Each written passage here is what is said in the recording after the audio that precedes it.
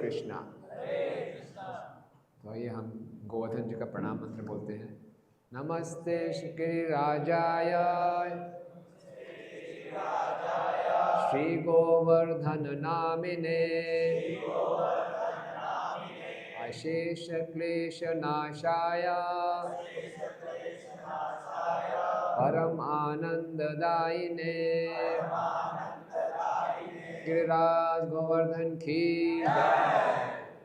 तो जैसे नाम प्रभु बता रहे थे कि हम सब बहुत सौभाग्यशाली हैं। आवाज़ ठीक है, थोड़ी गूंज रही है, थोड़ा इको हो रहा है। तो हम लोग बहुत सौभाग्यशाली हैं कि कार्तिक मास में उठान एकादशी के दिन श्रीला गौर किशोरदास बाबा जी महाराज का तिरुभाव दिवस, उस दिन हमने परिक्रमा की। हरि बोल। आदि वरा पुराण में बताया जाता है कि अगर हम गोवर्धन की परिक्रमा करते हैं तो जन्म मृत्यु की परिक्रमा से बच जाते हैं। और गोवर्धन जी साक्षात कृष्ण भी हैं और साथ साथ में हरिदास वर्या यानी कि भगवान के सर्वोत्तम भक्त भी हैं। हरे कृष्णा। ठीक है, अभी वहाँ से ठीक कर दो, इसी को ठीक है, वैसे तो खाली इको चल रहा था। हरे कृष्णा। तो रहने दीजिए। तो ये गोवर्धन लीला बहुत विशेष लीला है। ये भगवान को, हरे कृष्ण,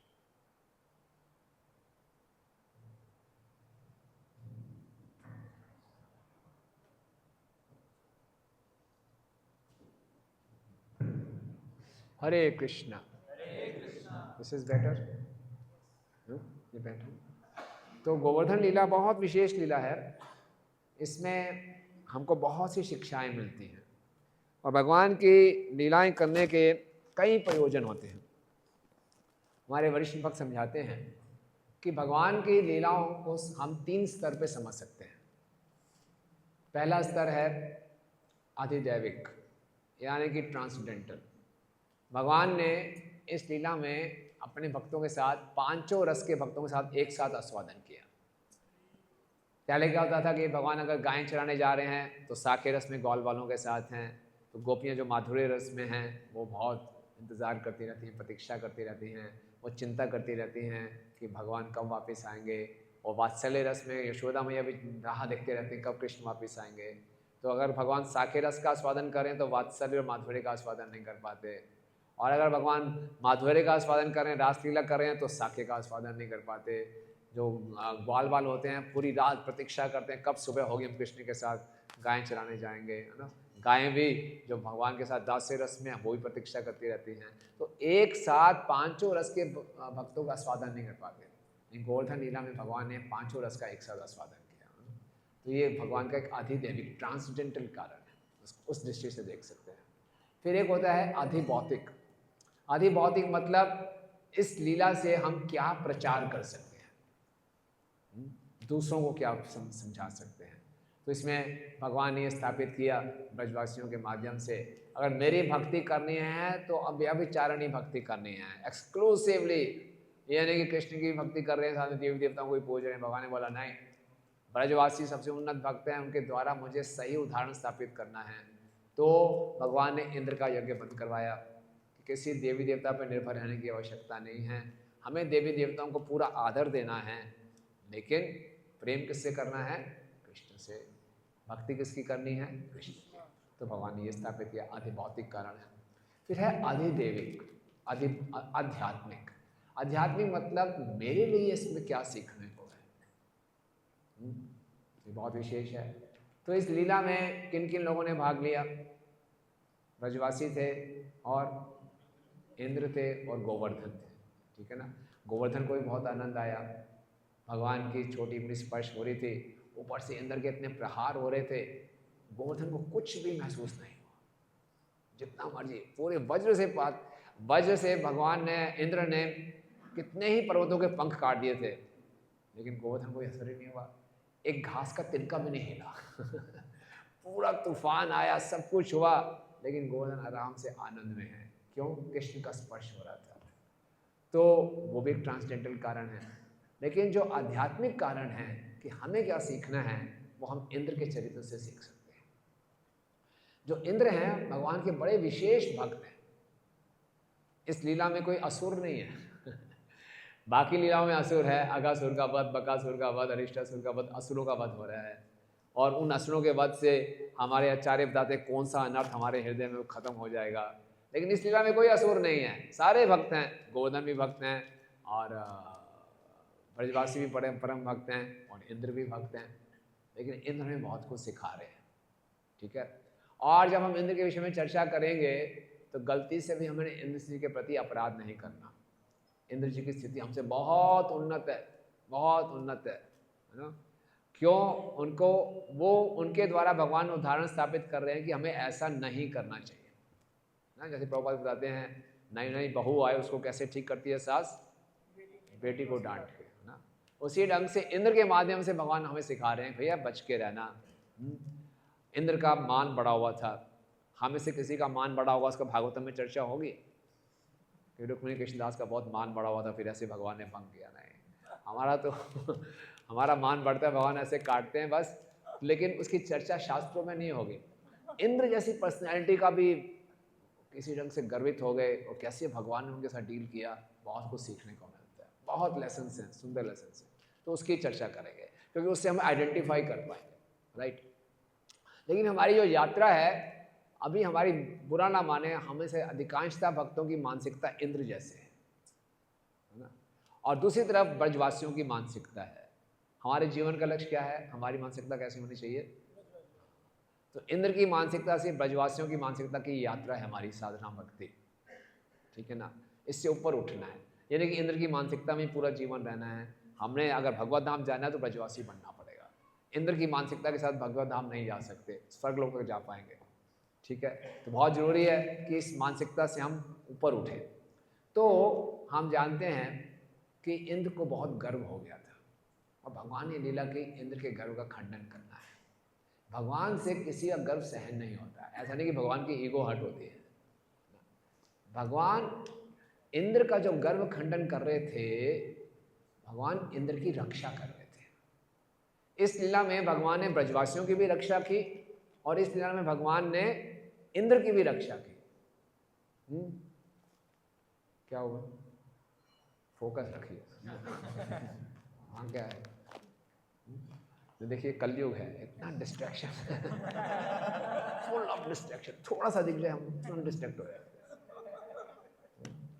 लेकिन अगर हम भगवत धाम जाएंगे कोई डिस्ट्रैक्शन नहीं है, ओनली अट्रैक्शन फॉर कृष्णा आप केवल कृष्ण है, वहाँ कोई और न्यूज़ है ही नहीं। कृष्ण कृष्ण कृष्ण, कृष्ण ने ये किया, कृष्ण ने ये किया, कृष्ण ने वो किया, हर moment every moment Krishna, no distraction. Okay, तो क्या कह रहे थे? मैं डिस्ट्रैक्ट हो गया।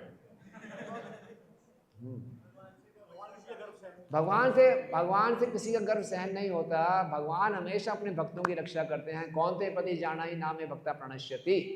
इंद्र भी भक्त है, ब्रजवासी भी भक्त है। भगवान ने दोनों की रक्षा की, ब्रजवासियों की रक्षा की बाहरी संकट से और इंद्र की रक्षा की आंतरिक संकट से।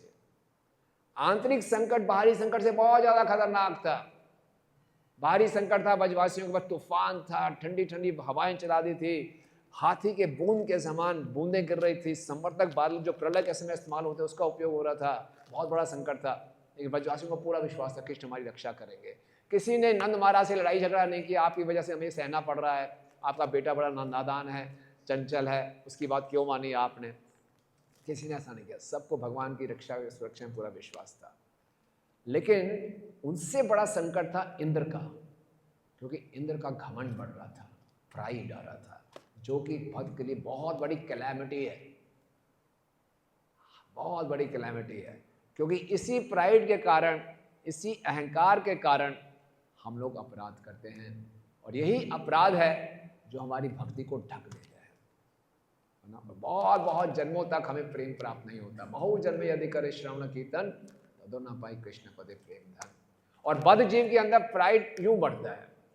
प्रभुपाद जी कहते हैं, even a beggar is proud of his pauper, even a pauper is proud of his penny. किसी का थोड़ा सा, एक भिखारी को थोड़ा ज्यादा भीख मिल जाए और दूसरे भिखारी को थोड़ा कम मिले, उसका गर्व हो जाता है मेरी प्लेट में तेरी प्लेट से ज़्यादा है।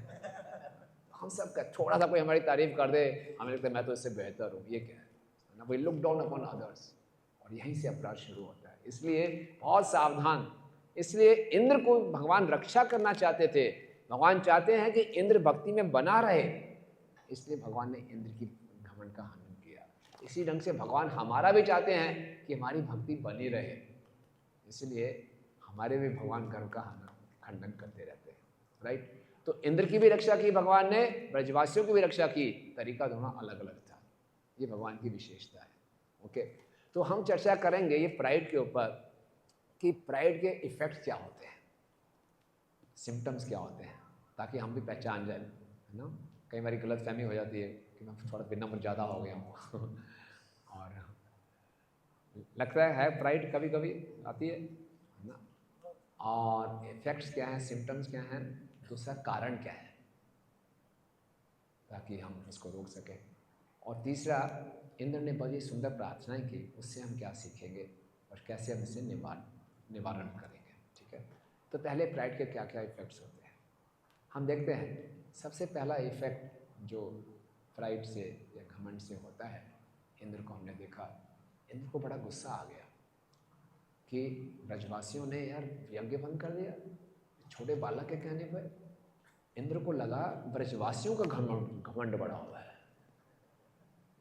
तो अगर हमारा अहंकार बड़ा हुआ है तो हमें लगेगा दूसरे का अहंकार बड़ा हुआ है ना? इतनी हिम्मत हो गई इनकी यार। देखो इन नादान गवार, वो कृष्ण को गवार बालक बोल रहे थे, चंचल गवार। कृष्ण कहीं स्कूल में तो गए नहीं थे, उसकी बात पे आके मेरा यज्ञ रोक दिया। कमाल है, इतना घमंड, इनकी इतना दुस्साहस। अभी मजा चलाता हूँ। तो ये बहुत खतरनाक है। ओके, जब हमें लगे कि दूसरा मेरे को ऑफेंड कर रहा है, क्रॉस चेक करना चाहिए, कहीं मेरी प्राइड तो बड़ी हुई नहीं है। होता क्या है, दूसरा सिम्टम प्राइड का, हम बहुत टची हो जाते हैं, छोटी छोटी बात पे नाराज हो जाते हैं। दिखते हैं ना भक्त ऐसे कि भी मंदिर आना बंद कर दिया, क्यों? मेरा नाम नहीं लिया, मुझे माला नहीं डलवाई, मुझे आरती नहीं दिखाई। ऐसा थोड़ी होता है, मैंने इतना कुछ किया, कुछ नहीं किया मेरे लिए। छोटी छोटी बात पे हम टची हो जाते हैं, नाराज हो जाते हैं। इसका मतलब क्या है, ईगो बहुत बड़ी हुई है। इंद्र इस बात में नाराज हो गया, मेरा यज्ञ बंद कर दिया, कोई बात है? बहुत खतरनाक है। आप सोचो, इंद्र को इतनी सदियों से, इतने सालों से ब्रजवासी यज्ञ अर्पण करते थे, इंद्र स्वीकार करता था, एक साल नहीं किया, ये क्या बात है, ऐसे कैसे हो गया, राइट। तो बहुत जल्दी हर्ट हो जाते हैं। जैसे भागवतम के चौथे स्कंद में दक्ष प्रजापति सभा में आए, सबने सम्मान में खड़े हो गए, शिव जी समाधि में थे, नहीं खड़े हुए, हर्ट हो गए, ये क्या बात है, ये तो है ही ऐसा, मैंने बहुत बड़ी गलती कर दी, अपनी सुंदर इस पुत्री का विवाह इस ऐसे व्यक्ति से कर दिया, मरकट लोचन जिसकी आंखें बंदर की तरह हैं। कितने गंदे गंदे शब्दों ने उपयोग किए शिव जी के लिए। बहुत जल्दी हर्ट हो गए। पूरी सभा में बोलते, देखो मैं कोई द्वेष से बात नहीं कर रहा, मैं तो एटिकेट्स की बात कर रहा हूँ। ये शिव जी वो ऐसा होना चाहिए, एटिकेट्स की बात होनी चाहिए, तो कैसे वो एक्सप्रेस कर रहे हैं। तो अगर हम देखें, हम छोटी छोटी बातें बहुत जल्दी हर्ट हो जाते हैं, तो हमारा प्राइड बड़ा हुआ है। ये दूसरा सिम्टम है। तीसरा सिम्टम है कि जब हमारा अहंकार बड़ा होता है तो हमारा हृदय बहुत कठोर हो जाता है। इंद्र की हिम्मत देखो, पूरे व्रजवासियों को मारने को तैयार हो गए, गायों को मारने का, गौ हत्या करने जा रहे थे इंद्र। कितनी बड़ी बात है, आप सोचिए, एक गौ हत्या कितनी बड़ी बात है। पूरे कहते व्रज को खत्म कर दो, व्रजवासियों को, अटेम्प्ट टू मर्डर पूरा। कितना हृदय कठोर हो गया उसका। कृष्ण ने गड़बड़ की है, उसको अगर कृष्ण से ही था तो गायों को क्यों मरवा रहे हैं, बच्चों को, बूढ़ों को क्यों मरवा रहे हैं, सबको खत्म कर दो। बहुत हृदय कठोर हो जाता है। जैसे दूसरा एग्जाम्पल एकदम दक्ष प्रजापति का, उसकी सबसे प्रिय पुत्री थी सती। सती उसके सामने अपने आप को आग लगा रही है, उसके कोई फर्क नहीं पड़ रहा। इसके कारण मेरे अहंकार को ठेस पहुंची, इसके पति ने मेरे से दुर्व्यवहार किया, मरने दो इसको। तो व्यक्ति जब की ईगो बड़ी होती है तो व्यक्ति सेल्फ सेंटर्ड हो जाता है, जब सेल्फ सेंटर्ड हो जाए तो उसका हृदय बड़ा कठोर हो जाता है। अगर भक्ति में हमें आगे बढ़ना है तो हृदय को बड़ा कोमल बनाना है, हृदय को कठोर नहीं बनाना। कठोर हृदय वाला व्यक्ति भक्ति नहीं समझ पाएगा, वो हमेशा अपने बारे में सोचेगा। वो भक्ति में लगेगा भी तो अपने सुख सुविधा के बारे में सोचता रहेगा, मैं बहुत बड़ा व्यक्ति हूँ, मुझे सब मिलना चाहिए। नहीं, भक्ति आती है विनम्रता से, कोमल हृदय से। प्राइड का एक और सिम्टम है कि हमारा हृदय भी कठोर होता है, हम दूसरे की महानता को नहीं पहचान पाते। इंद्र सोचा था मैं ही ऑल इन ऑल हूं, सबसे परम नियंता मैं हूं, कृष्ण को पहचाना ही नहीं। जितना हमारा अहंकार बड़ा होगा उतने हम दूसरे की ग्रेटनेस को, दूसरे के अच्छे गुणों को देख नहीं पाएंगे, क्योंकि हमारा हृदय अपने गुणों से भरा हुआ है कि मुझसे बढ़कर कौन, तो दूसरे गुण नजर ही नहीं आएंगे। तो केंद्र के स्वामी हैं कृष्ण, उनके गुण भी नजर नहीं आ रहे उसको, क्योंकि मैं बहुत बड़ा हूं, होता है ऐसा। इसलिए आप किसी व्यक्ति को बोलो जरा इस भक्त की तारीफ करो, मुख से निकलती नहीं तारीफ। अपने बारे में सोचते रहते हैं हम कि मैं कितना महान हूँ, मैं, उसकी सारी बुराइयां नजर आती हैं, मैं अपने बारे में अच्छा सोचता रहता हूँ। तो जितने हम विनम्र होंगे उतना खुल के हम भक्तों का गुणगान करेंगे। अपने आप को हम टेस्ट कर लें। चैतन्य महाप्रभु जब किसी भक्त का गुणगान करते थे तो कृष्णदास कविराज गोस्वामी लिखते हैं ऐसा गुणगान करते थे जैसे उनका एक मुख नहीं 5-5 मुख हैं, रुकते नहीं थे। और गुणगान करते थे, दूसरे भक्तों के चेहरे को देखते थे, कैसा लग रहा है इसको। तो ये कुछ सिम्टम्स हैं। क्या क्या सिम्टम्स हमने बोले? पहले क्या था? पहला व्यक्ति दूसरा व्यक्ति अहंकारी लगता है, थोड़ी बात में हम हर्ट हो जाते हैं, अपने गुण दिखाई देते हैं, दूसरे गुण दिखाई नहीं देते, हृदय कठोर हो जाता है, थोड़ी बात में निराश हो जाते हैं। और जितना हमारा अहंकार बड़ा होगा, एब्यूज ऑफ पावर, पावर का गलत उपयोग करेंगे। इंद्र के पास संवर्तक बादल थे, संवर्तक बादल को बांध के रखा होता, स्टोर हाउस में रखा होता। अभी ब्रह्मा जी के दिन का 7वां मनवंतर चल रहा था, 14वें मनवंतर के बाद प्रलय होती जब ब्रह्मा जी सोते हैं रात को। अभी तो 7वां मनवंतर चल रहा है, ब्रह्मा जी का मिड डे है, 12 बजे होंगे अभी। इंद्र को गुस्सा आ गया, बुलाओ संवर्तक को। संवर्तक आए, यस सर, छायो, खत्म कर दो ब्रज को। जिन बादलों से पूरे ब्रह्मांड में प्रलय आती थी, उन्हीं बादलों का उपयोग केवल ब्रज को फिनिश करने के लिए किया। संवर्तक भी हैरान हो गए, महाराज अभी तो समय नहीं है। अरे कह रहा हूं ना, खत्म कर दो बस, मेरी आज्ञा है। Abuse of power. हमें देखते हैं, हमें थोड़ी सी पावर मिल जाए कि प्रभु जी कूपन बांट दो, अब देखता हूँ। अब देखता हूँ किसको देना है किसको नहीं देना। किसी चीज़ का इंचार्ज बना दो, हम छोड़ते नहीं किसी को। थोड़ी सी पावर हाथ में आ जाए, हम उसका गलत उपयोग करना शुरू करते हैं। अपने काम का व्यक्ति तो चलो 4 रसगुल्ले ले जाते, किसी की शक्ल पसंद नहीं पड़े, सब खत्म हो गया। तो ये एब्यूज ऑफ पावर किया है इंद्र ने। Okay, very dangerous, very very dangerous. ये और फिर सबसे ऑब्वियस जो इफेक्ट है अपराध, प्राइड का, हम ऑफेंस करते हैं। अपराध करने की जो मानसिकता है वो आती है प्राइड से। जैसे कि 10वां नाम अपराध है, हरि नाम की अगाध महिमा सुनने पर भी भौतिक आसक्ति मिला है। इसका पद्म पुराण में जो संस्कृत में आता है कि अहम मादि परमो, कि श्रुतियों में हरिनाम की इतनी महिमा सुनने के बाद भी प्रेम रहित होकर जप करना, क्यों? अहम ममादि परमो, मैं और मेरा बहुत महान है। हरि से बड़ा हरि का नाम, हरि नाम से बड़ा मैं। इसलिए जब हम जब भी कर रहे होते हैं अपने बारे में ही सोच रहे होते हैं, अब ये करूँगा, फिर ये करूँगा, फिर उसको ऐसा सिखाऊंगा, फिर ये कर दूंगा, फिर मैं इडली खाऊंगा लाल चटनी वाली, हरी चटनी वाली, फिर ये करूँगा, फिर मैं सोऊंगा, फिर ये करूँगा, फिर वहाँ नहीं जाऊँगा, यहाँ जाऊँगा। अपने बारे में मैं और मेरा, मैं और मेरा, मैं और मेरा, इतना अहंकारा पड़ा हुआ। सोचिए, इसलिए हरि नाम का कोई हम महत्व नहीं समझते, तो बाकी फिर क्या, किसको क्या समझेंगे। आप समझ रहे हैं? तो ये बहुत खतरनाक है। तो इससे हम अपराध करते हैं, राइट। तो ये कुछ इफ़ेक्ट्स थे अपराध के, सॉरी प्राइड के।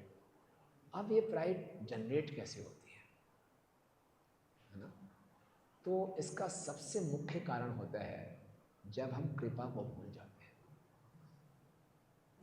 हमें हमेशा याद रखना चाहिए कि मुझे जो भी प्राप्त हो रहा है वो सब कृपा से है, मेरा अपना इसमें कुछ भी नहीं है। मेरे पास धन है, मेरे पास कौशल है, मेरे पास फेम है, बहुत प्रसिद्ध हूँ, जो कुछ भी हूँ मैं, बहुत अच्छा मैं लेक्चर देता हूँ, बहुत अच्छा मैं कीर्तन करता हूँ, जो कुछ भी है सब कृपा से है। जैसे हम इस चीज़ को भूलते हैं, इंद्र इस चीज़ को भूल गया कि मुझे जो शक्ति प्राप्त हो रही है वो कृष्ण से प्राप्त हो रही है, उसको भूल गया, तुरंत गर्वित हो गया।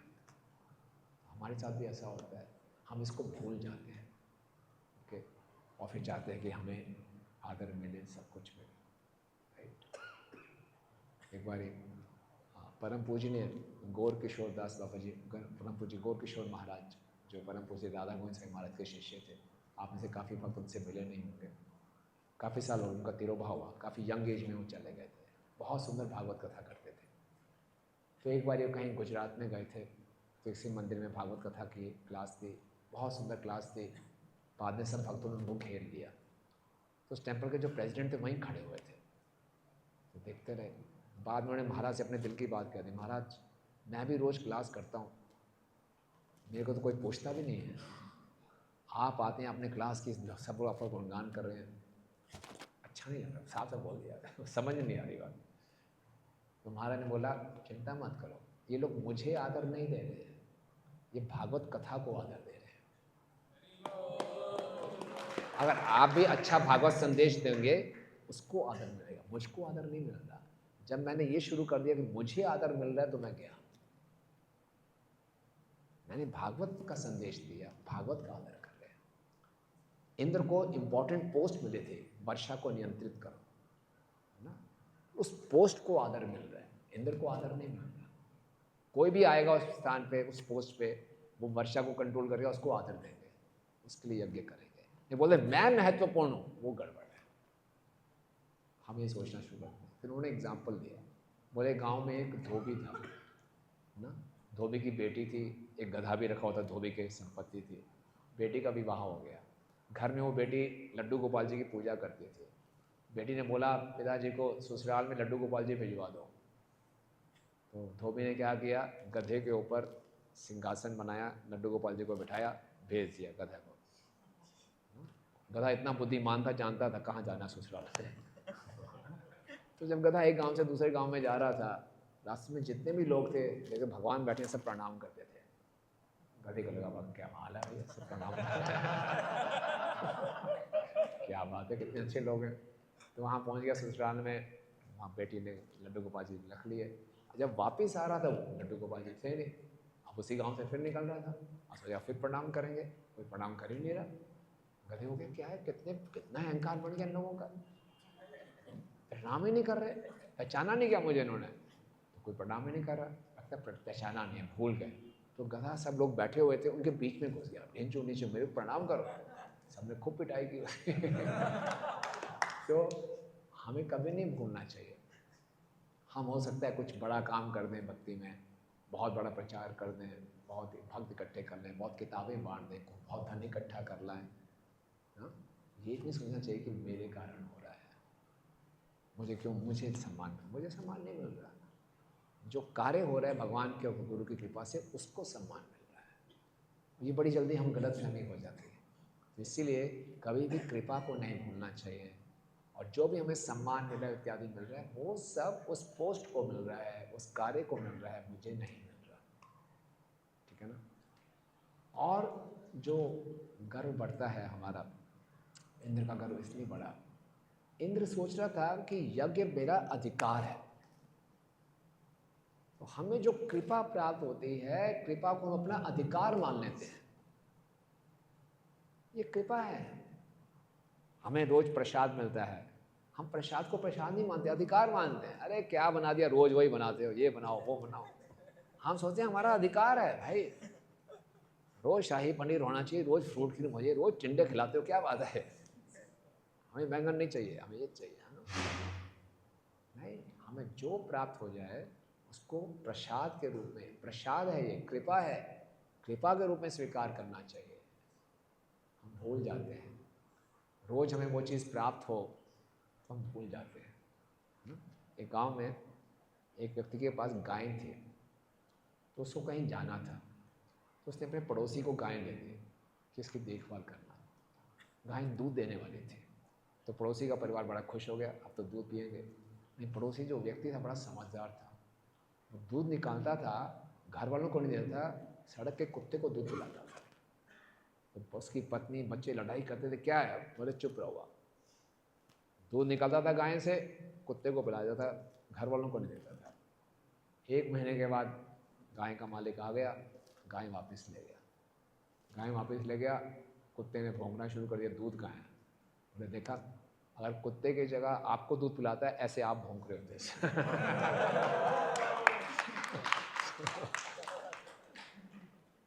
क्योंकि रोज आपको वो चीज़ मिलेगी, अपना अधिकार मानना शुरू कर दोगे। आप देखिए हमारे मंदिर में ठीक 9 बजे प्रसाद तैयार हो जाता है, तो हमारा अधिकार है, 9 बजे प्रसाद मिलना चाहिए। जिस दिन 10 मिनट भी लेट हो गया तो उस भक्त की ऐसी तैसी कर देते हैं, क्यों भाई लेट क्यों होगा, प्रसाद हमारा अधिकार है, 9 बजे गरम गरम मिलना चाहिए। इसको कृपा नहीं मानते, ग्रेटिट्यूड नहीं रखते, कृतज्ञता नहीं रखते कि आप लोगों ने कितनी मेहनत की, इंश्योर किया कि 9 बजे हमें प्रसाद मिल जाए, हमारा समय वेस्ट ना हो। समझ रहे हैं बात आपको? ये छोटी छोटी बातें हैं और हम इसको बिल्कुल इग्नोर करते हैं, तभी अहंकार में रहते हैं। हम देखते नहीं कौन कितनी मेहनत कर रहा है, किसकी कृपा से हमें प्राप्त हो रहा है, हमें जो मिल रहा है वो मेरा अधिकार है। बहुत गलत है। इंद्र ने सोचा यज्ञ करना है ब्रजवासियों में, मेरा अधिकार है। वो भूल गया, भोक्ताराम यज्ञ तपसाम सर्वलोकम महेश्वरम। जितने भी यज्ञ, उसका मुख्य उद्देश्य विष्णु की प्रसन्नता। उसने सोचा नहीं, मेरी प्रसन्नता, ये मेरा अधिकार है। और जब उन्होंने नहीं किया, उसको गुस्सा आ गया। अब देखिए, अगर एक व्यक्ति आप हैं, रोज व्यक्ति आपके पास आए, आपको प्रणाम करे, आपको बड़ी माला डाले, आपका गुणगान करे, उसका रोज का यही शेड्यूल है ना? और एक दिन आया, बिना माला डाले, बिना प्रणाम किए, बिना आपका गुणगान के सीधा चला गया, हमें कह रहे हैं बड़ा अहंकार बढ़ गया इसका। हम अपना इसका अधिकार मान लेते हैं कि इसको करना ही चाहिए ये। आप समझ रहे हैं? तो जो हमें फैसिलिटीज मिलती हैं उसको भूलना नहीं चाहिए, कृपा है। हम सोचते हैं ये हमारा अधिकार है, ओके, और उसके हम यूज्ड टू हो जाते हैं।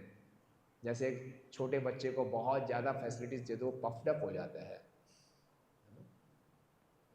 जैसे हम ट्रेन में जा रहा था एक बारी, तो मैंने सोचा आराम से रेस्ट करेंगे ट्रेन में, तो छोटा बच्चे पेरेंट्स साथ में थे, इतना शोर मचाया उसने, क्योंकि उसको यूट्यूब देखने की आदत है। उससे था यूट्यूब देखना मेरा अधिकार है, और ट्रेन में सिग्नल आ नहीं रहा था। वो थोड़ी देर चलता था यूट्यूब, फिर बंद हो जाता था, वो रोता था, अब क्या करें, सिग्नल कहाँ से लाए। क्यों? उसकी आदत डाल दी, उसको यूट्यूब एक्सपोज करके। घर में होता होगा तो देखते देखते बोले मेरा अधिकार है, यहाँ भी यूट्यूब आने चाहिए, क्यों नहीं आ रही। हम उसको कौन समझाएं सिग्नल, बोले चाहिए, वो रो रहा है, पूरी रात रोता रहा। तो हमें जो फैसिलिटीज़ मिलती हैं, उस फैसिलिटीज़ को अपना अधिकार से मानना शुरू कर देते हैं, तो उससे हमारा गर्व बढ़ता है। एक और कारण हमारा अहंकार बढ़ने का होता है स्पेशलाइजेशन।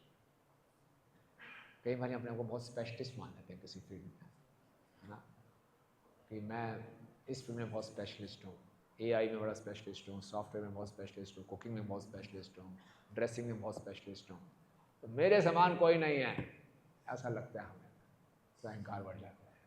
स्पेशलाइजेशन करना गलत नहीं है, लेकिन स्पेशलाइजेशन की आड़ में अपने को अहंकार में बढ़ाना बड़ा गलत है। नहीं भाई, प्रभुपाद जी कहीं टूर पे जा रहे थे, तो एक माता जी ने जर्नी के लिए प्रसाद बनाया, समोसे बनाए। तो प्रभुपाद किचन में आ रहे, समोसा देखा, प्रभुपाद ने एक समोसा टेस्ट किया, अच्छा लगा, दूसरा लिया, तीसरा खा लिया, माता जी बड़ी खुश हो गई। तो माता जी ने बड़े प्रेम से प्रभुपाद से पूछा, Prabhupada who is your favourite cook?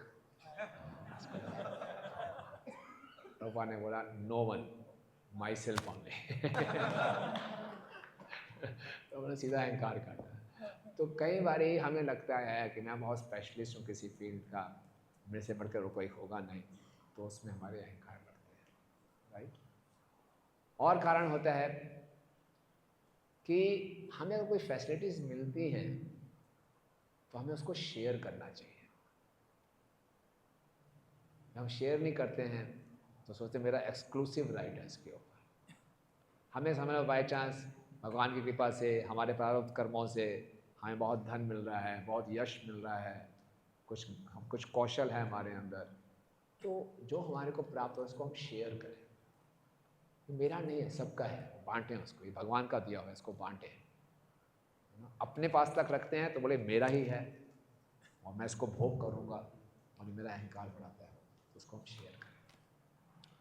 तो ये कुछ कारण थे अहंकार के इफेक्ट्स और अहंकार के कारण कैसे हुआ। ओके, ये हमें कुछ सटल लेवल पे चर्चा है। अब जब इंद्र ने देखा कि 1 सप्ताह हो गया और कुछ भी नहीं हुआ, बल्कि फेस्टिवल हो रहा है, इंद्र ने अपने स्पाइस भेजे, देखो कितनी दुर्दशा हुई। बोले कोई दुर्दशा नहीं, वहाँ तो आनंद में है सब। और ब्रजवासी 1 हफ्ते के लिए ना खा रहे हैं, ना पी रहे हैं, ना सो रहे हैं, आनंद में है। इससे क्या सीखने को मिलता है? ब्रजवासी हमें क्या सिखा रहे हैं? अगर हम अपने माइंड को कृष्ण में एब्जॉर्ब कर लें, इस संसार की कोई परिस्थिति हमें विचलित नहीं कर सकती। सारा खेल माइंड का है। इसलिए प्रभुपाद जी ने बोला है Krishna consciousness is the training of the subtle body. हमें अपने माइंड को ट्रेन करना है कि जैसे मर्जी परिस्थिति हो कृष्ण में मन को लगाएं। ये किन प्रकार मना कृष्णा निवास। ये और मृत्यु के समय बहुत क्रूशियल है, हम सबको डेथ का सामना करना पड़ेगा। अभी से प्रैक्टिस कर लें। अभी थोड़ी सी तकलीफ होती है, हमारा मन भटक जाता है, मृत्यु के समय कितनी तकलीफ होगी। ब्रजवासियों पर कितनी बड़ी तकलीफ आई, हम कल्पना भी नहीं कर सकते, लेकिन उनको भगवान की सुरक्षा में पूरा विश्वास था। इसीलिए हम यहाँ धाम में आते हैं, हम ये रिट्रीट्स करते हैं, यात्रा करते हैं। इसका मुख्य उद्देश्य क्या है कि हमारा हरिनाम में, भक्तों के संग में भगवान की कृपा पे विश्वास बढ़े, श्रद्धा बढ़े, है ना। भक्ति, भक्त और भगवान, यही हमारे आश्रय होने चाहिए। स्मार्टफोन, चैट जीपीटी ये हमारे आश्रय नहीं है। भक्ति, भक्त और भगवान, कोई भी समस्या है इनका हमें आश्रय लेना है। तो ब्रजवासी विचलित नहीं हुए, कृष्ण को पुकारा और कृष्ण ने तुरंत सुरक्षा प्रदान की। तो उनके लिए तो फेस्टिवल था, बिना खाए पिए सोए, आहा कृष्ण के दर्शन हो रहे हैं, कृष्ण भी आनंद ले रहे हैं, वो भी आनंद ले रहे हैं। और ऊपर गोवर्धन भी एक्सटेसी में थे, और जो गोवर्धन के ऊपर पशु थे, शेर था, हिरण थे, उनको भी कुछ नहीं हुआ।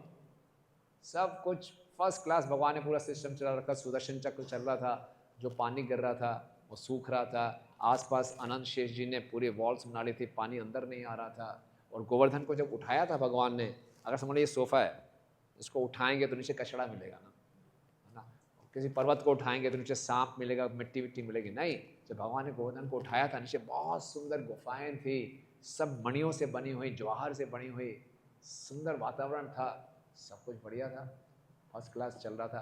तो इंद्र को खबर मिली है तो फेस्टिवल चल रहा है, तो इंद्र समझ गए यार तो गड़बड़ है, ये साधारण बालक नहीं है। और यहाँ पे इंद्र के सारे टैक्टिक्स खत्म हो गए। इंद्र के पास कंस ने अपना दूत भेजा। कंस को भी मालूम चल रहा था 1 हफ्ते से बारिश हो रही है ब्रज में, बहुत धमाकेदार बारिश हो रही है, इंद्र करवा रहे हैं ब्रजवासियों को। तो कंस तो वैसे ही ब्रजवासियों को ख़त्म करने में लगा रहता था। तो कंस को लगा बड़ा अच्छा मौका है, अलाइन कर लेते हैं ना, अलाई बना लेते हैं इंद्र को। एक बड़ा राजदूत भेजा इंद्र को कि हम आपके संकट के समय आपके साथ हैं, कभी भी हमारी ज़रूरत पड़े तो बताना। इंद्र को लगा क्या हालत होगी मेरी, ये हालत होगी, कंस मुझसे दोस्ती करना चाहता है। तो बहुत बुरी हालत होगी, मेरा इतना स्टैंडर्ड गिर गया। अब उसको लगा कि ये कृष्ण है, ये कोई साधारण बालक नहीं है, तो अब क्या करें। बहुत बहुत उसको ग्लानि हो रही थी, बहुत शर्म आ रही थी कि कृष्ण के ऊपर मैंने आक्रमण कर दिया, कितना बहुत कैसे समझे। तो बड़े क्या करें। तो इंद्र हमें सिखा रहे हैं जब हमसे गलती हो तो हमें गुरु के पास जाना चाहिए, वरिष्ठ भक्तों के पास जाना चाहिए, है ना। इंद्र अपने गुरु बृहस्पति के पास गए, बोले ऐसा ऐसा मैंने किया। बृहस्पति ने खूब डांटा, ये क्यों किया, इसका कोई उपाय नहीं है, मेरी समझ से परे है, तुम इतने मूर्ख हो, तुम्हारा गर्व इतना बढ़ गया। ब्रह्मा जी के साथ आप गए थे क्षीर सागर के तट पे, भगवान से प्रार्थना की थी अवतार लीजिए, और जिनसे आपने पहले बोला, निवेदन किया कि अवतार लीजिए, उन्हीं के ऊपर आक्रमण, उनको मारने का प्रयास कर रहे हो। कैसे व्यक्ति हो आप? भागवत में वर्णन आता है, इंद्रारी व्याकुलम लोके विड्यन्ति युगे युगे। इंद्रारी, इंद्र के शत्रुओं का नाश करने के लिए भगवान आते हैं। तो वास्तव में इंद्र के शत्रु, सबसे बड़ा शत्रु इंद्र का क्या था? उसका गर्व, उसका नाश किया भगवान ने। मतलब उसको बुलाया, फिर उसी को मारने का प्रयास कर रहे हो। अब तो आप ब्रह्मा जी के पास जाओ। ब्रह्मा जी के पास गए, ब्रह्मा जी ने बोला मुझसे भी एक गलती हुई थी, मेरा भी अहंकार बढ़ गया, क्या करें? हाँ, तो बहुत पश्चाताप किया मैंने। बोले अब क्या करें? बोले कोई साधन नहीं है, कुछ फायदा नहीं। तो ब्रह्मा जी के सामने बड़े बड़े ऋषि बैठे थे। उन्होंने बोला एक तरीका है, भगवान को गाय बहुत प्रिय है, तो सुरभि गाय को लेके जाइए, तब भगवान का हृदय प्रसन्न हो सकता है। तो इंद्र को बड़ा पसंद आया, तो इंद्र सुरभि गाय को आगे लेकर गए। सुरभि गाय आगे थी, इंद्र पीछे थे। और भगवान को देखिए आप, कृष्ण अंतर्यामी है।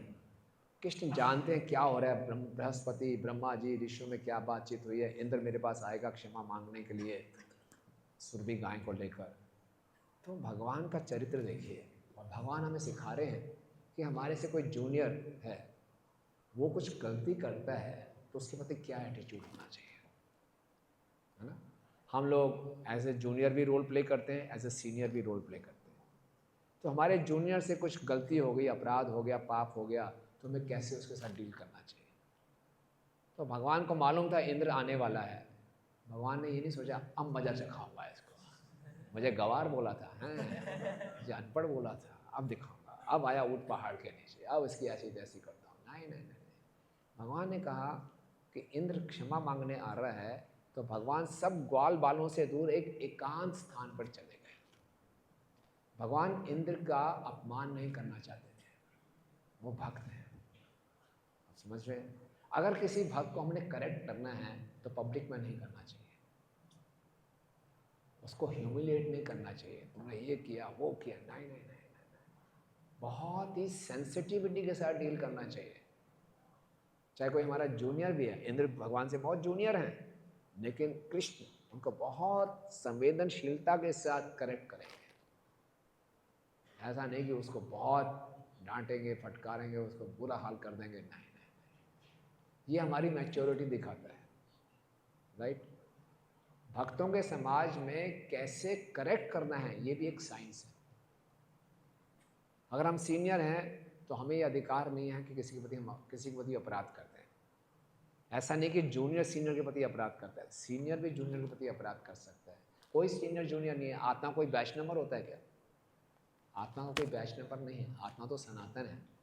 इस सोसाइटी में हम आए हैं तो कुछ हायरार्की सी बन जाती है, हम 5 साल पहले आ गए, आप 2 साल बाद आए, लेकिन कोई पता नहीं कौन किस श्रेणी का भक्त है। हमें बड़ा सावधानी से व्यवहार करना चाहिए दूसरे के साथ। तो भगवान बड़े एकांत स्थान पे गए, और सुरभि गाय आगे गई थी और इंद्र पीछे पीछे थे। सुरभि को देखकर भगवान बहुत प्रसन्न हुए। अब इंद्र की थोड़ी हिम्मत बढ़ी, इंद्र ने आते ही प्रणाम किया, दंडवत प्रणाम किया भगवान को। इंद्र ने बहुत सुंदर हेलमेट, मुकुट डाल रखा था, अपना चमकता हुआ मुकुट भगवान के चरणों में लगाया। इंद्र की सहस्त्र नेत्र उनका नाम है, 1000 आँखें हैं, हजारों आँखों से अश्रुधारा बह रही है, और भगवान से वो प्रार्थना कर रहे हैं कि आप विशुद्ध सत्व में हैं, मैंने सोचा आप मेरे से कंपटीशन कर रहे हैं। अहंकार बनने का एक और लक्षण हम चर्चा नहीं कर पाए, जिस व्यक्ति में अहंकार होता है वो बहुत इनसिक्योर होता है, वो बहुत डरा रहता है कि मेरी पदवी ना कोई छीन ले, ना? आप में से कितने लोगों ने फिजिक्स पढ़ी है बचपन में?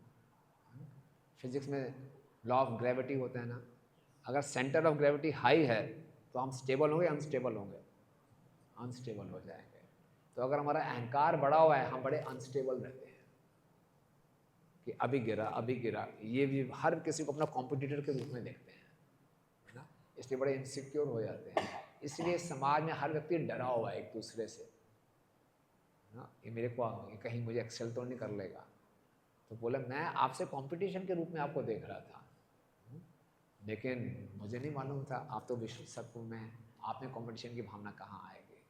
तो बोले कि मेरे जैसे बहुत से मूर्ख हैं इस संसार में जो भगवान बनना चाहते हैं या अपने आप को भगवान समझते हैं, और आपका अवतार इसीलिए हुआ कि मुझ जैसे मूर्खों को ठीक करें। तो एक बार एक राजा था, नास्तिक राजा था, उसके पास बड़े बड़े साधु संत आते थे उसको उपदेश देने को, सुनता नहीं थे, मजाक उड़ाता था। तो एक और साधु आया, तो राजा ने बोला भाई क्या है, बड़ी भक्ति भक्ति करते, भगवान कहाँ है, भगवान करते क्या हैं, चलो मान लिया भगवान है, वो करते क्या हैं। साधु ने बोला मैं बताऊँ भगवान क्या करते हैं। बोले हाँ बताओ क्या करते हैं, मजाक मजाक में बोल रहा था। नहीं एक कंडीशन ही बताऊँगा। बोले ठीक है बताओ कौन सी कंडीशन है। बोले ये करना पड़ेगा। राजा बहुत ऊंचे सिंहासन पे था। बोले आपको नीचे आना पड़ेगा और मैं सिंहासन में बैठूंगा। बोले ये क्या मतलब है। बोले तभी बताऊंगा भगवान क्या करते हैं। उसको लगा मजाक में, चल ठीक है ये भी करके देख लेते हैं, आपके भगवान है ही नहीं तो करेंगे क्या, चलो ठीक है। वो नीचे इधर आया, वो साधु को बैठा दिया सिंहासन में। बोले बताओ भगवान क्या करते हैं। बोले ये करते हैं। वो सोचता है कि मैं बहुत ऊपर, उसको नीचे ले आते हैं। तो जो मानता है मैं भगवान हूँ, भगवान उसको बोलते अच्छा मैं बताता हूँ भगवान कौन है। तो इस संसार में इंद्र ने बोला मेरे ऐसे बहुत से ऐसे मूर्ख हैं जो अपने आप को भगवान मानते हैं, बहुत धन यश इकट्ठा कर दिया मैं भगवान हूँ। नहीं, भगवान के साथ षड ऐश्वर्य पूर्ण है, कोई भगवान से कंपटीशन कर सकता है, किसी की हिम्मत नहीं हो सकती। लेकिन मूर्खतावश इंद्र बोला मैं बहुत बड़ा मूर्ख हूँ, तो आप तो परम ज्ञाता हैं, परम पिता हैं, मुझे क्षमा कर दीजिए और मुझ पर कृपा कीजिए, मैं दोबारा ये गलती ना करूं। और आपको लगता है कि मैंने बहुत बड़ा अपराध किया है, तो मैं आपको याद दिलाना चाहूँगा कि मैं आपका नित्य सेवक हूँ, मुझ पर आप कृपा नहीं करेंगे मैं कहाँ जाऊँगा, तो कृपा कीजिए। तो भगवान ने बोला कोई बात नहीं इंद्र, चिंता मत करो, मैं अपने भक्तों में अहंकार नहीं देख सकता। हम गोपी गीत भी गाते हैं, उसमें जो छठा श्लोक है गोपी गीत में क्या है, हाँ, ब्रज जनार्ति हम वीर योषितम निज जना स्मया ध्वंसना स्मिता।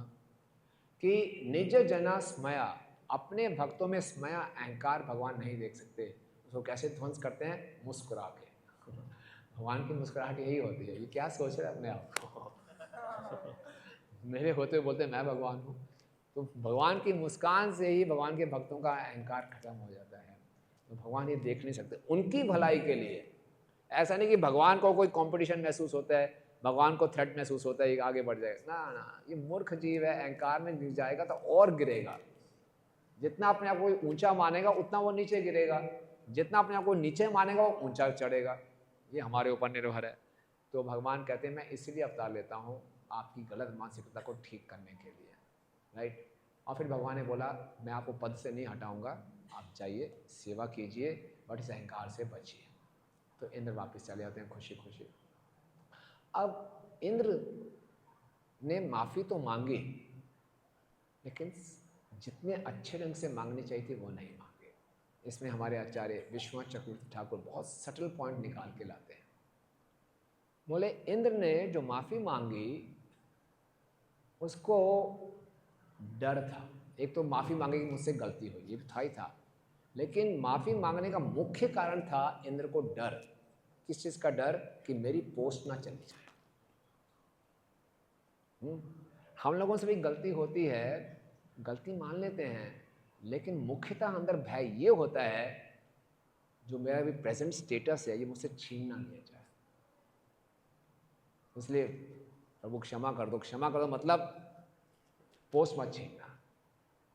तो ये सही क्षमा मांगना नहीं है। जो असली भक्ति में उन्नत होगा, अगर उससे कोई गलती होगी वो पनिशमेंट चाहेगा, मुझे पनिशमेंट दो ताकि मेरा शुद्धिकरण हो, और दंड मिलने से पहले वो अपने आप को दंड दे देगा। अगर वास्तव में किसी को पश्चाताप हो रहा है तो अपने आप को दंड देगा। है कोई उदाहरण शास्त्रों में? परीक्षित महाराज जब शमिक ऋषि से दुर्व्यवहार किया तो वापस आकर तुरंत उनको लगा मुझसे बहुत बड़ी गलती हुई है, मैं राजा हूं, क्षत्रिय हूं, मुझे ब्राह्मण का सत्कार करना चाहिए, मैंने ब्राह्मण का अपमान कर दिया। उसने कहा, परीक्षित महाराज ने सोचा मुझ पे बड़े से बड़ा संकट अभी आ जाए, सारी विपदा आ जाए, मेरा सारा धन संपत्ति सब छिन जाए, बोले अगर नहीं हुआ ऐसा तो मेरे परिवार वालों को भी मेरी रिएक्शन लेना पड़ेगा। लेकिन इंद्र का विजन बहुत शॉर्ट विजन था, नहीं मेरी पोस्ट बची रहे। और हम लोगों का विजन बड़ा शॉर्ट विजन है, नहीं मेरी रेपुटेशन, मेरी पोस्ट बची रहे।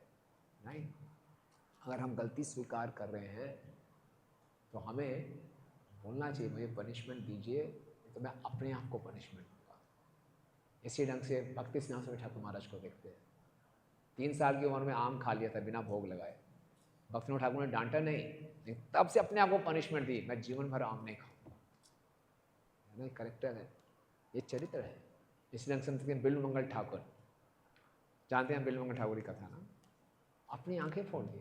ये आपको एक्सट्रीम एग्जाम्पल है, ऐसा नहीं कल हमसे कुछ गलतियों में आंखें फोड़ रहे हैं, लेकिन आप एक्सटेंड देखिए कितना उनको पश्चाताप हो रहा था। तो अगर हम खुद को पनिशमेंट नहीं देते या पनिशमेंट की इच्छा नहीं रखते तो क्या होगा, दोबारा से गलती करने के चांसेस रहेंगे। इंद्र से यही हुआ। दोबारा भगवान के पास गए कि एक नरकासुर ने मेरी माँ की इयररिंग्स ले ली, ये ले लिया, छाता ले लिया, वो ले लिया, मुझे दिला दो। बच्चों की तरह रोते हुए गए और भगवान गरुड़ जी पे बैठ के गए, साथ में सत्यभामा को ले गए, नरकासुर का वध किया, इंद्र को सारा सामान वापस दिला दिया। वापस आ रहे थे, सत्यभामा ने बोला अच्छा वृक्ष है, ले लेते हैं परिजात वृक्ष, तो भगवान ने उठा लिया। इसी पे क्रोध आ गया इंद्र को, भगवान कृष्ण से युद्ध कर लिया कि आपकी हिम्मत कैसे हुई मेरे स्वर्ग से एक पेड़ चुराने के लिए। भगवान देखें क्या बात है, क्या भक्ति है। क्यों? इंद्र का जो पश्चाताप था कंप्लीट रूप से जेन्युइन नहीं था, डीप नहीं था। तो अगर हमसे कोई गलती होती है तो दंड लेने से या अपने आप को दंड देने से घबराना नहीं चाहिए। ऐसा नहीं करेंगे तो दोबारा से गलती होने के चांसेस रहेंगे। समझ रहे हैं बात? क्योंकि होगी अगर दोबारा गलती करना बहुत बड़ी बात है, इसलिए पहले से ही मैं अपने आप को दंड देता हूँ। ओके, सो इंद्र क्या बता रहे हैं कि हमसे कोई गलती हो, अपराध हो, सबसे पहले उसको रिकग्नाइज करना चाहिए, हाँ मुझसे हुआ। ओके, रिकग्नाइज करने के बाद उसको रिपेंट करना चाहिए। राइट, मैंने इसको रिपेंट करने का तरीका क्या है, अपने आप को पनिशमेंट देना या पनिशमेंट मांगना, क्षमा मांगना, फिर रेक्टिफाई करना चाहिए उस गलती को।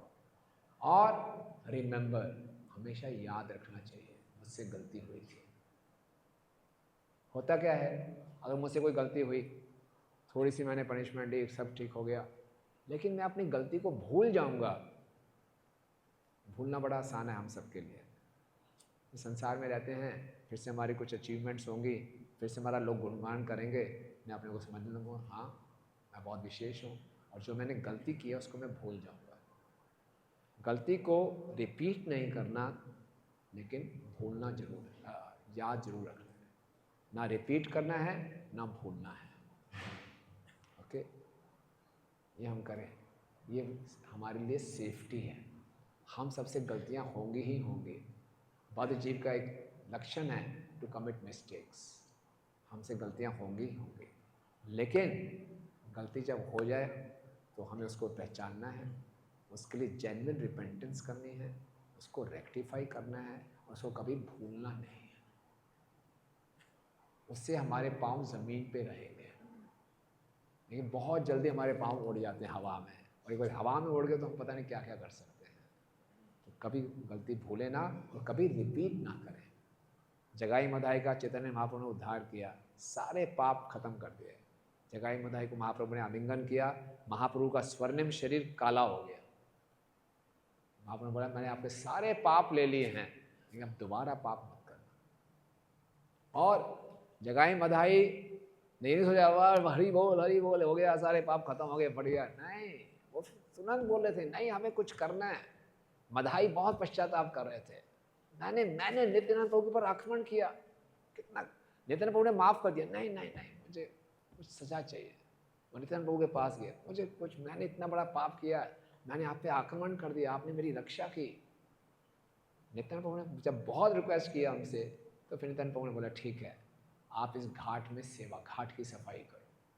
जितने वैष्णव आते हैं गंगा में स्नान करने के लिए, उनको अच्छा घाट मिलना चाहिए। तो प्रतिदिन वो सफाई करता रहे, एक बार सफाई की चलो ठीक है जी पाप खत्म हो गया, नहीं, अपने आप को याद दिलाता रहा मैं बहुत बड़ा अपराधी हूँ, उसको साफ किया। इस जेन्युइन रिपेंटेंस में हमारे सारे पापों के रिएक्शन जल जाते हैं। जेन्युइन रिपेंटेंस नहीं है तो पाप का बीज बना रहेगा। तो इंद्र ने केवल अपनी पोस्ट की रक्षा के लिए माफी मांगी, इसलिए उनसे फिर से गलतियां हुई।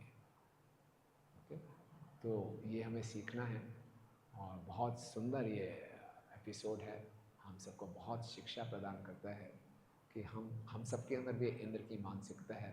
छोटी छोटी बात पे हमारा अहंकार बढ़ जाता है, हम अपराध करते हैं, और ये सब ने चर्चा की, द्वेष करते हैं, इनसिक्योर हो जाते हैं और हम भी परेशान रहते हैं, दूसरों को भी परेशानी करते हैं।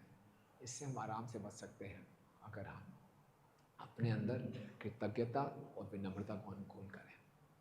मैं परम पूजनीय स्वयं भगवान केशव महाराज का एक लेक्चर सुन रहा था, उन्हें बहुत सुंदर टिप्स दी अहंकार से बचने के लिए और अपने में विनम्रता अनुकूल करने के लिए। 3D फार्मूला है, 3 डायमेंशनल नहीं, 3 Ds 3 Ds। पहला डी क्या है? अपने कोई हमारे बहुत बड़ा हमसे काम हो गया, समझ लीजिए, क्या सोचना चाहिए? आई एम नॉट द डूअर, मैं डूअर नहीं हूँ। बस लोग बोलेंगे आपने बहुत बड़ा काम किया, मैं हूँ ही नहीं। ये सब गुरु और कृष्ण की कृपा से। समझ लो आपने कोई काम ही नहीं किया और कोई आपको बोला प्रभु जी आप महान है महान है, अरे भैया क्यों बोल रहे हैं, मैंने किया ही नहीं, क्यों ऐसा बोल, मैंने किया ही नहीं। इसलिए I am not the doer, याद दिलाते रहे, I am not the doer, I am not the doer. No, हम कई बार सोचते हैं कि वॉक्स पॉपुली से हम भगवत धाम चले जाएंगे। वॉक्स पॉपुली समझते हो? वॉक्स पॉपुली प्रभुपाद यूज़ करते थे कि जितने लोग सर्टिफिकेट दे देंगे ना, आप बहुत अच्छे हैं, बहुत अच्छे हैं, बहुत अच्छे हैं, मैं दिखाऊंगा, देखो जी इतने लोगों ने सर्टिफिकेट दिया तो भगवत धाम ले जाओ। नहीं नहीं नहीं, ये लोकतंत्र नहीं है कि इतने लोग मेरे फॉलोवर हैं, इतने लोग मुझे बोल रहे हैं मैं अच्छा भक्त हूँ, कैसे नहीं जाऊँगा। नहीं नहीं नहीं, उस पर निर्भर नहीं करता। लोग जो हमारी तारीफ करते रहें, हमें जानना चाहिए कि मैं कौन, है ना। अगर लोग समझो हमारी तारीफ कर रहे हैं तो हमें मुस्कुराना है, भैया नहीं मालूम तो मैं कौन हूँ, आई एम नॉट द डूअर। और लोग हमें क्रिटिसाइज़ करें तो भाई बोलना चाहिए, अरे ये तो कुछ भी नहीं है आपको नहीं मालूम मैंने क्या क्या पाप कर रखे हैं, मेरे हृदय में कितना कचरा भरा हुआ है, ठीक है ना। तो ये सही फॉर्मूला है, हमेशा हम स्थिर रहेंगे भक्ति में, आई एम नॉट द डूअर। दूसरा है कि क्या था, आई डोंट डिजर्व, मैं डिजर्व नहीं करता। इंद्र सोच रहा था I am the doer, I deserve this यज्ञ, आई डोंट डिजर्व। एक बार परम पूज्य गोपाल कृष्ण से महाराज को उनके गुरु भाई का फोन आया, उन्होंने पूछा Maharaj how are you, Maharaj बोला better than I deserve to be. कितना सुंदर भाव है, ये नहीं बोला ये खराब है वो खराब है, मेरी हेल्थ खराब है, I am better than what I deserve to be, जितना मुझे होना चाहिए उससे मैं बहुत अच्छा हूँ। हमेशा याद रखना चाहिए आई डोंट डिजर्व। जब सोचेंगे कि मुझे सम्मान मिलना चाहिए, मैं तो डिजर्व करता हूँ, तो हमेशा परेशान रहेंगे, राइट।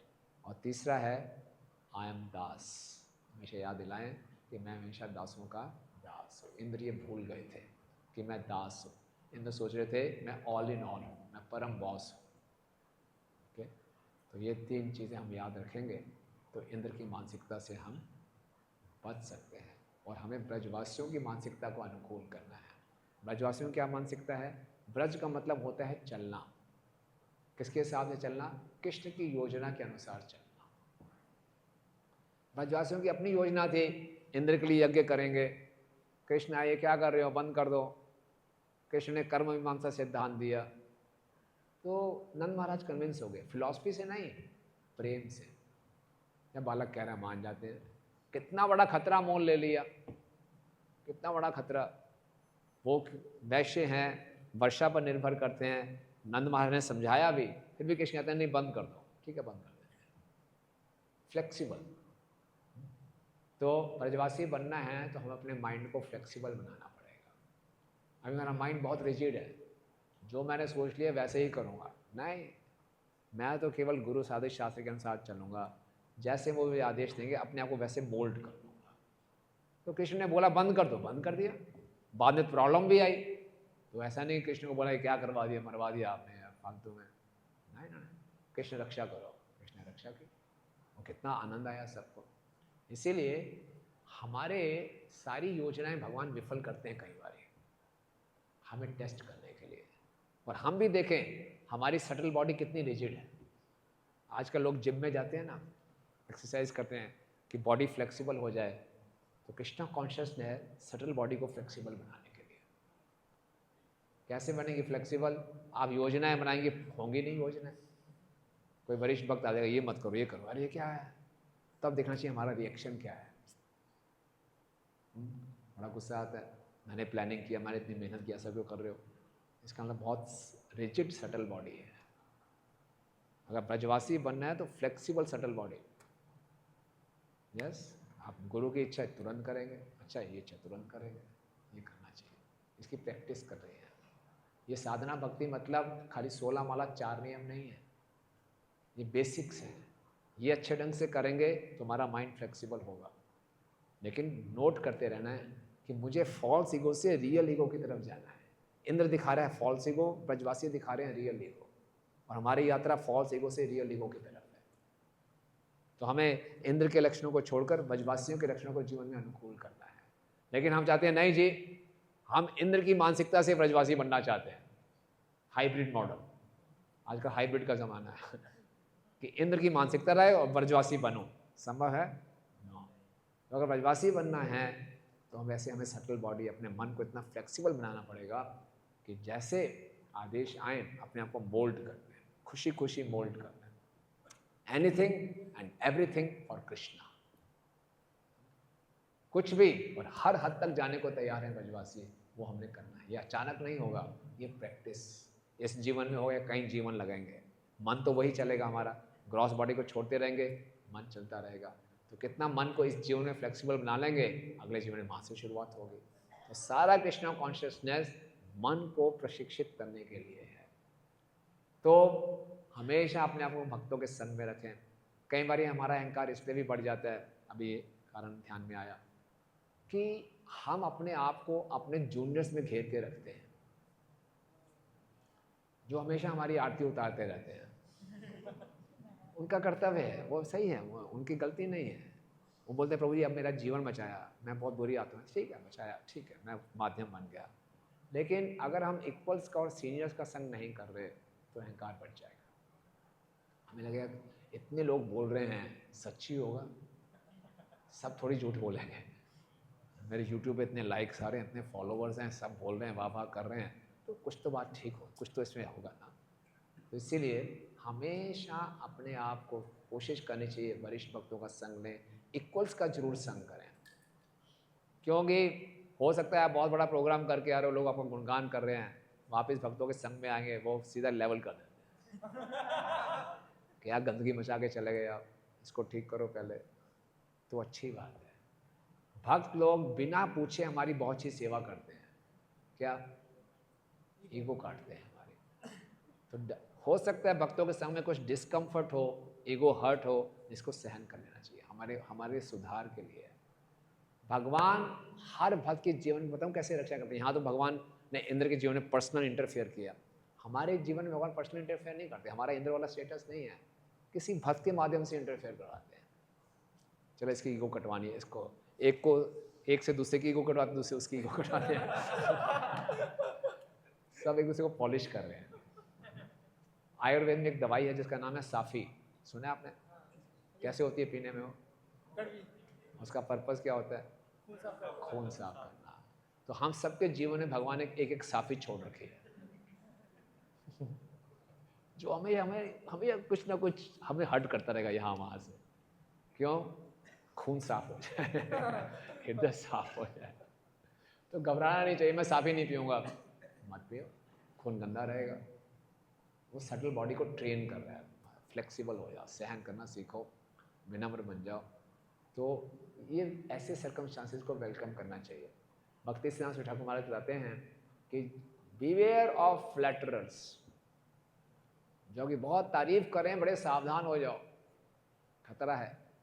और बोले भक्ति सिद्धांत ठाकुर महाराज को एक ब्राह्मण थे जो उनकी बहुत क्रिटिसाइज करते थे, हमेशा निंदा करते रहते थे। एक बार उन्होंने शरीर छोड़ दिया तो एक शिष्य नाचते हुए आया, गुरु महाराज, उस ब्राह्मण ने शरीर छोड़ दिया। पता है भक्ति सिद्धांत सेठ हमारा क्या रिएक्शन था? Today I lost my best friend. मैंने आज अपना सबसे अच्छा दोस्त खोया, क्योंकि कोई ना कोई होना चाहिए जो हमें लेवल करता रहे, नहीं तो बहुत जल्दी हमारा अहंकार बढ़ जाता है और पता नहीं हम क्या क्या कर देते हैं, पागलपन कर देते हैं। इसीलिए भक्तों का संग बहुत सुरक्षित स्थान है। भगवान हमारी रक्षा कर रहे हैं किसी ऐसे भक्त को भेजकर, उसको भगवान का प्रोटेक्शन पैकेज समझना चाहिए ना? हमारे प्लान्स फेल हो रहे हैं, ये भगवान की रक्षा है, सुरक्षा है। घबराना नहीं चाहिए, प्लान जरूर बनाने चाहिए, पूरी तैयारी करनी चाहिए। चल भी सकते हैं, नहीं भी चल सकते, नहीं चल रहे तो भगवान की इच्छा है, चल गए तब भी भगवान की इच्छा, दोनों में भगवान की कृपा है। तो इस ढंग से ये गोवर्धन लीला में बहुत कुछ सिखाती है और हमें याद रखना है, इंद्र की मानसिकता से उठ के ब्रजवासी की मानसिकता में आना है, तभी हम भगवत धाम जा पाएंगे, तभी हमारे जीवन का लक्ष्य पूरा होगा। ठीक है, हरे कृष्ण। प्रभुपाद की जय, गिरिराज गोवर्धन की जय। किसी कोई प्रश्न है? हाँ, प्रश्न से माइक है क्या? ये माइक ले लो, फिर इसको लगा लेता हूँ, फिर चलेगा ना ये? आप ये माइक ले लीजिए, या फिर ये दे दीजिए उसको, हैंड माइक देंगे, ऐसे बोले।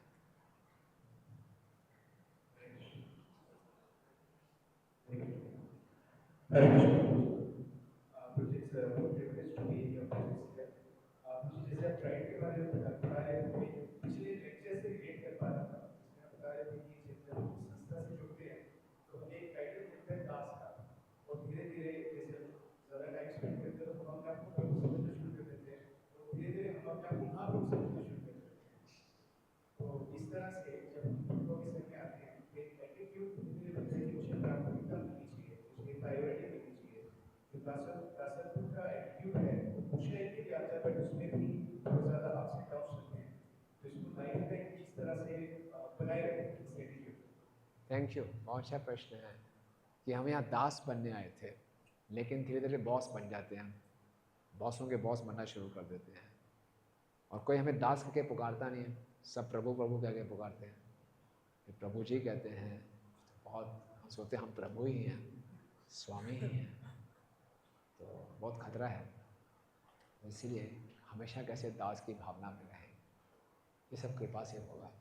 गुरुदेव कृपा बिंदु दिया, करो ही दासे तृणापेक्षा अतिहीना, सकले सहने बल दिया करो, निजमाने स्पृहाहीना।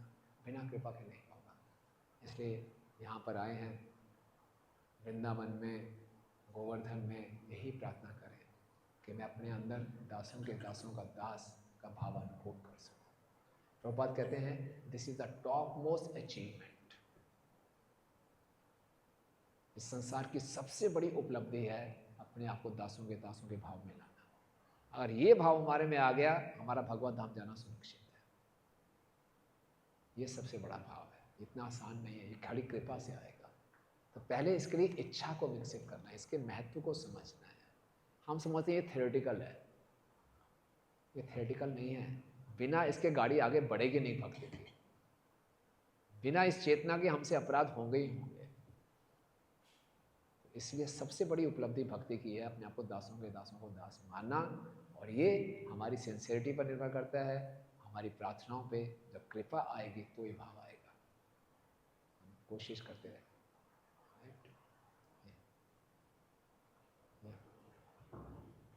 कब तक लेने प्रभु कृष्ण? 10 minute quick.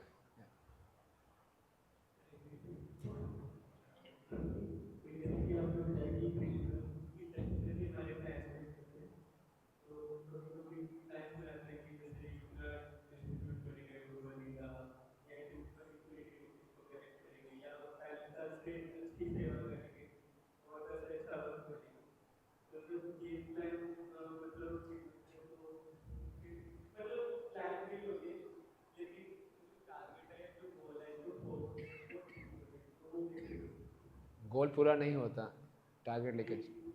हाँ, तो भगवान चाहते हैं और मेहनत करो और अपने आप को डूअर ना मानो। कर्मण्येवाधिकारस्ते मा फलेषु कदाचन। प्लान जरूर बनाएं। हमारे गुरु महाराज कहते थे, work as if everything depends on you, but for results everything depends on Krishna.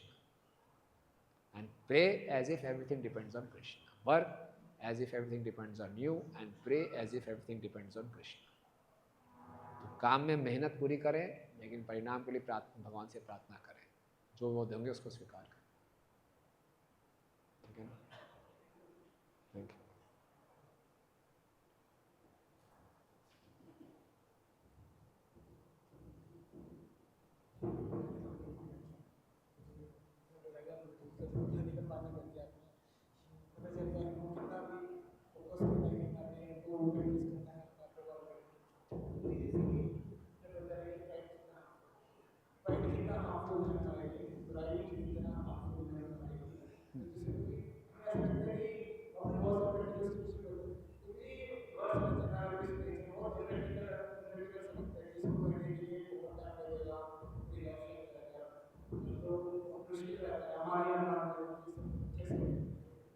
प्रभु जी कह रहे हैं कि आपको सवाल समझ नहीं आ रही कि हम्बल बनना बहुत प्रैक्टिकल नहीं लगता, क्या करें? बहुत अच्छी बात है। त्रिनाद पे सुनिचेन तरुपे सुवेशना अमान्य न मान देन कीर्तनीय सदा हरे। ये चारों चीज़ें करना आसान नहीं है। दिन से नीचे, पेड़ से ज़्यादा सहनशील, मान दें, मान एक्सपेक्ट ना करें, लेकिन चारों अनुकूल हो जाएंगी अगर हम एक आखिरी लाइन पकड़ लें, कीर्तनीय सदा हरे। तो जैसे मर्जी परिस्थिति है, कोशिश करें हमेशा कीर्तन करते रहें। कीर्तन मतलब गुणगान, भक्तों का, भगवान का, हरि नाम का गुणगान करते रहें। तो जितना गुणगान करते रहेंगे, कीर्तन में लगेंगे, ये चारों क्वालिटीज हमारे में विकसित होंगे। ठीक है ना? सो कीर्तन is a process, right? Genuine कीर्तन, भगवान जेन्युइन हम गुणगान करें, राइट?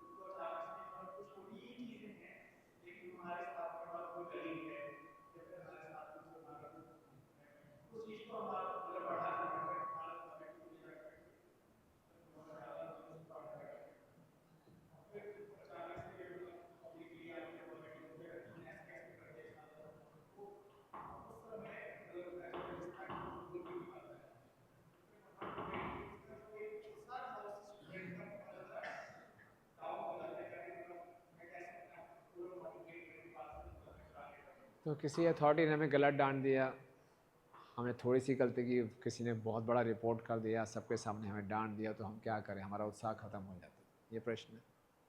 तो सारा भक्ति में आगे बढ़ने का, अपने अच्छे गुणों को विकसित करने का उत्साह खत्म हो गया।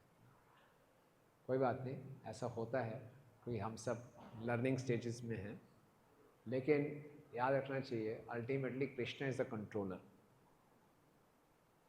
Ultimately Krishna is a controller. Krishna ultimate नियंता है।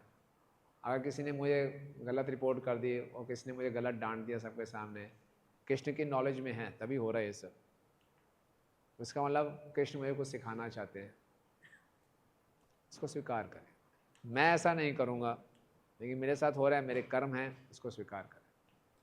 और कुछ बुरा लग रहा है तो वरिष्ठ भक्तों से जाके अपना हृदय खोल दें, उनको बता दें, समझा दें, है ना? इस ढंग से इससे हमारी सहनशीलता बढ़ती है और हम भक्ति में आगे बढ़ते हैं। ठीक है ना? ये प्रतिकूल परिस्थितियां ही हमें ज़्यादा स्ट्रांग बनाते हैं। सब कुछ ठीक, सबका व्यवहार आदर्श हो, सब बढ़िया चल रहा हो, तो हमारी स्पिरिचुअल मसल्स नहीं बनेंगे।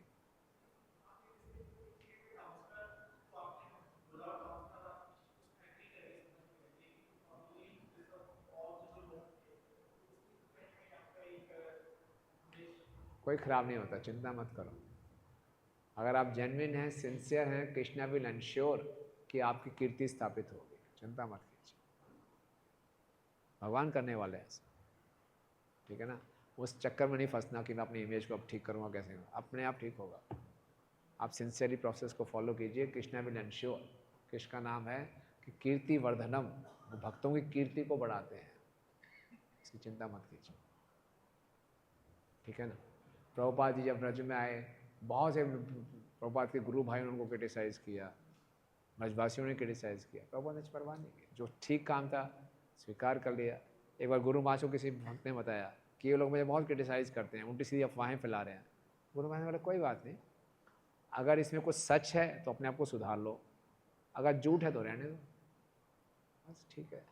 अगर उसमें कुछ सच्चाई है तो अपना स्वीकार कर, अपने को सुधार लूँगा, झूठ है तो छोड़ो, चिपा के।